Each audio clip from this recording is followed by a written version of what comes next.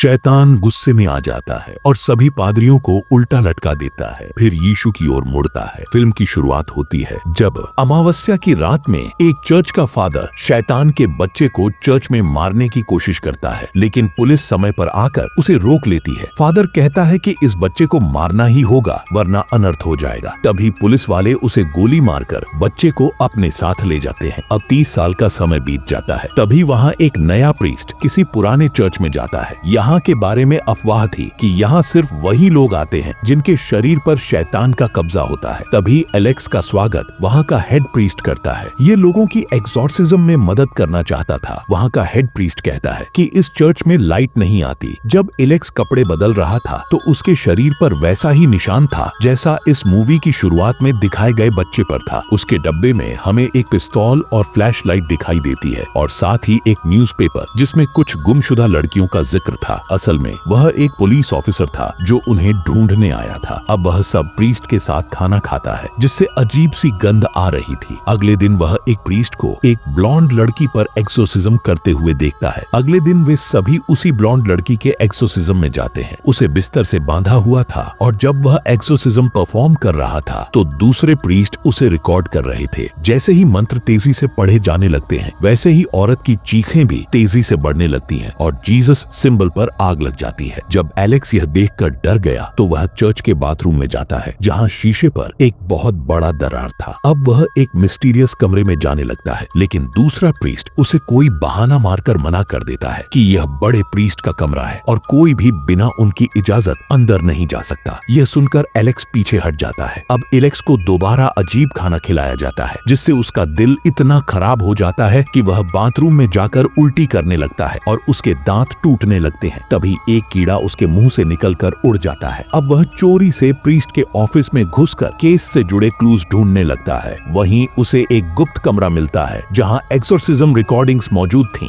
वहां से उसे पता चलता है कि यह सब सिर्फ स्क्रिप्टेड था। एक्सोर्सिज्म में बिस्तर को भी वाइब्रेटर के जरिए मूव किया गया था और जीसस सिंबल का जलना भी स्क्रिप्टेड था। लेकिन वह यह सोचकर परेशान था कि आखिर इसके बाद लड़कियों के साथ क्या होता है। जब एलेक्स अपने कमरे में जाता है तो वह जलता हुआ जीसस क्राइस्ट सिंबल अपने पास छुपा लेता है। अगली रात को प्रीस्ट मीटिंग बुलाता है और एलेक्स को मंत्र पढ़ने के लिए कहता है, लेकिन एलेक्स को मंत्र पढ़ना नहीं आता जिससे बड़े प्रीस्ट को उस पर शक हो जाता है। जैसे ही वे एलेक्स के कमरे में जाते हैं वह जीसस सिंबल वहां टंगा हुआ पाते हैं। यह असल में एलेक्स ने चुराया था, लेकिन ऐसा लग रहा था जैसे प्रीस्ट को सब पता चल चुका है और वह एलेक्स पर नजर रख रहा है। अब वह मिसिंग लड़की वाला न्यूज़पेपर जला देता है। जैसे ही वह यहाँ से निकलने की कोशिश करता है तो देखता है कि चर्च पर ताला लगा हुआ था और वह खिड़की से बाहर देखता है कि दूसरे प्रीस्ट एक कब्र खोद रहे हैं। जब वह जेल के कमरे में जाता है तो वहाँ लड़की नहीं थी, यानी प्रीस्ट ने उसे मार दिया था। अब एलेक्स कन्फेशन रूम में जाता है और वहाँ सारा सच बोल देता है कि वह एक पुलिस वाला है। तभी प्रीस्ट बताता है कि चर्च उस पर नजर रखे हुए था। एलेक्स बताता है कि वह यहाँ पर क्राइम इन्वेस्टिगेशन करने आया था और कहता है कि मुझे पता है कि यहाँ होने वाले एक्सॉर्सिज्म नकली है और हर चीज प्लान्ड और स्टेज होती है। यह सुनकर प्रीस्ट वहाँ से चला जाता है। तभी एलेक्स अपने कमरे में जाकर सुराख ढूंढने की कोशिश करता है और वार्डरोब हटाते ही उसे उसके पीछे एक सुराख नजर आता है जिसके अंदर हाथ डालने पर उसे एक ऐसी हड्डी मिलती है जिसके साथ आंख जुड़ी हुई थी। यह देखकर उसकी उल्टी निकल जाती है और इस उल्टी के साथ उसके मुंह से कीड़े निकल रहे थे और जैसे ही वह साइड में देखता है वहाँ एक काले चेहरे वाली खौफनाक आत्मा नजर आती है। यह देखकर एलेक्स कब्रिस्तान जाता है जहाँ उसे उसी ब्लॉन्ड लड़की की कब्र खाली मिलती है, लेकिन एक प्रीस्ट उसका चेहरा ढक देता है और अगले ही दृश्य में एलेक्स खुद को बिस्तर पर बंधा हुआ पाता है जहाँ छोटा प्रीस्ट उसके कमरे में था और बाकी प्रीस्ट कमरे में उसके लिए अजीब खाना लाते हैं और जबरदस्ती उसे अजीब खाना खिलाते हैं। रात को एलेक्स देखता है कि पहरेदार सो रहा है, लेकिन जैसे ही वह निकलने की कोशिश करता है तो पहरेदार जाग जाता है और इन दोनों में लड़ाई हो जाती है जिससे एलेक्स जीत जाता है। और जैसे ही वह किचन में जाता है तो देखता है कि जो अजीब मीट उसे खिलाया जा रहा था वह असल में मरी हुई औरतों का था और वहाँ पर मरी हुई औरतों का मीट बनाया जाता था। तभी एनरी उसे अपने साथ लाइब्रेरी में जाने को कहता है और वहाँ जाकर वे एक एंशिएंट बुक पढ़ने लगते हैं जिसमें लिखा था कि एक ऐसा लड़का